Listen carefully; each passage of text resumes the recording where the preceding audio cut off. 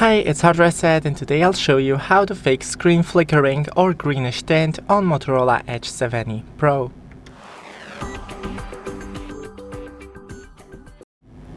So first, go into the settings and then display, disable adaptive brightness and go into display refresh rate.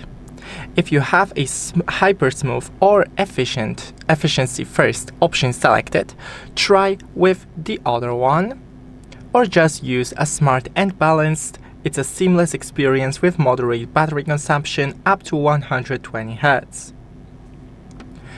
Then navigate into the About phone, scroll into Device Identifiers.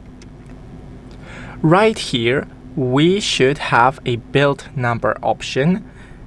Tap it around 7 times and then type in your password to open the developer options. I already am developer, so go into System, Developer Options, and right here type in HW and we have disable HW overlays.